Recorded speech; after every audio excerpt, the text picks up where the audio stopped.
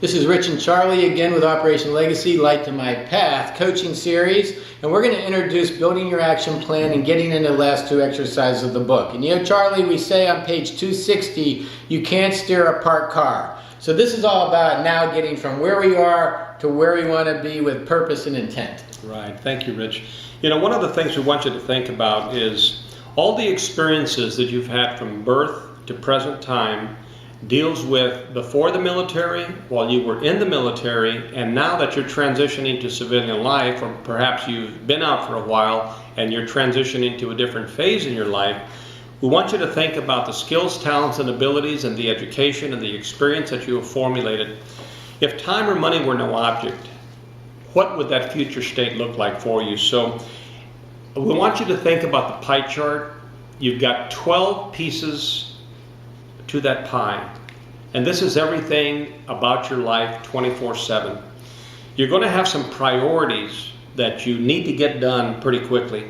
We also want you to think about, as you're building your plan, because you are the architect of your life and your future state, you're going to have tactical stuff you need to get done right now. And then you're going to have strategic things that you work on. Maybe they're on the back burner for a future state. Could be 6 months from now, a year from now. So set your priorities as you need them in your life, and it'll be different for everyone. Excellent, Charlie. Let's turn to page 264. Get right into exercise 19, which is actually creating the action plans. We've already covered many scriptures about how important planning is to God and how we want to have due diligence in our planning.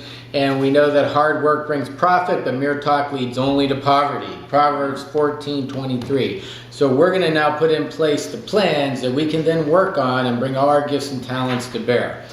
We have actually created 7 key questions that will build an action plan for each area of the pie, Charlie. And as you said, you're going to have certain priorities. We don't expect you to have 12 fully blown out action plans immediately. Based on where you are and where you are in your vision and where you are in your journey, you're going to identify some areas. We actually recommend some that we call a quick start, and starting on page 266, you'll be able to start answering the questions on the areas of the pie that you've prioritized that are important right now. And again, you're going to start building good habits of goal setting and good habits of action planning, and you're going to be disciplined in how you continue to stay the course with that. Exactly. Thank you, Rich.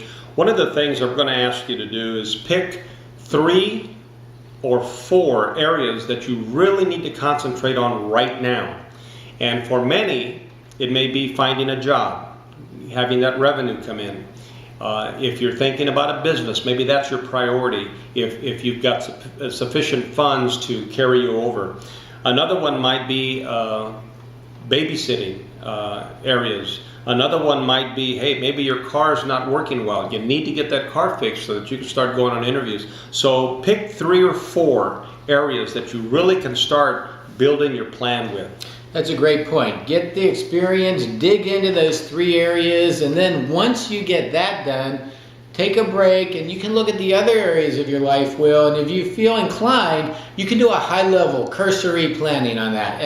And we always talk about having a vision for each part of the life wheel, and again, you can add slices of that pie that are customized to you and your situation. But this is really the point where everything's coming together, and you know, what are your goals in that area? Why is it important? What happens if you don't achieve it? You've been journaling. You're going to continue to journal. You have more appreciation for where you've been and where you are and where you're going. So if you feel like you're ready to update your vision board, you can go back and update your vision board. You can update your coat of arms of where you are today, and you can really start to appreciate the journey that you're on with God again, with His Word, with your network, with your mentors, with your coaches, with your advisors. It's really ready to put everything into action now to be as successful as you possibly can. Right. Thank you, Rich.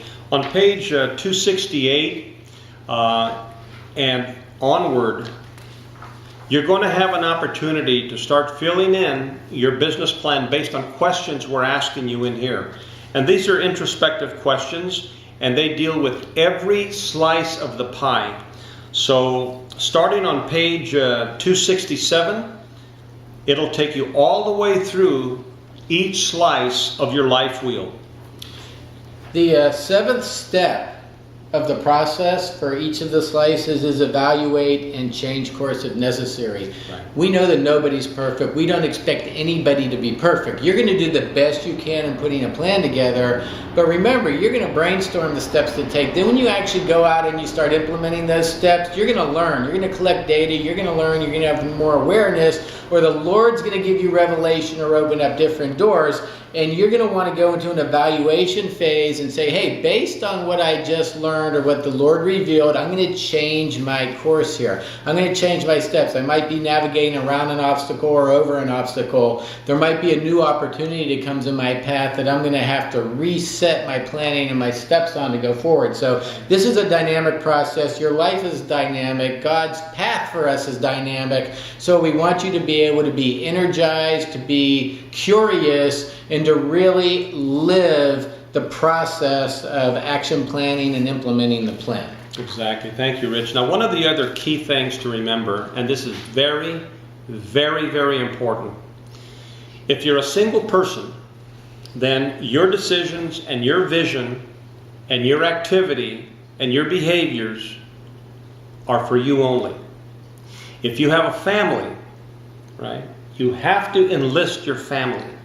If you have a wife or a spouse, let me say a spouse or significant other and children, if you're married with a spouse and children, make sure that they are part of this planning stage.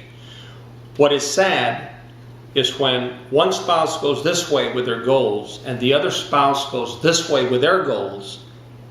That's not good. You have to all be going in the same direction. And take that on faith, because that's what I experienced many years ago. I was going this way, Deb was going this way, and it just wasn't working. Until we started going in this direction, that's when it started working. Also enlist your children, if you have children.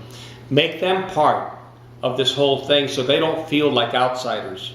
And it's very, very important, not only with your family, but it's important with those that support you and can help you, which is key number 3 to goal setting. Get around people that can help you and support you in this goal setting process. That's right. Thanks, Charlie. So in my closing, notify your support group, notify your advisors, notify your mentors that you're stepping out and that you want them to be part of this journey with you. You're going to document it as you go along in your journaling.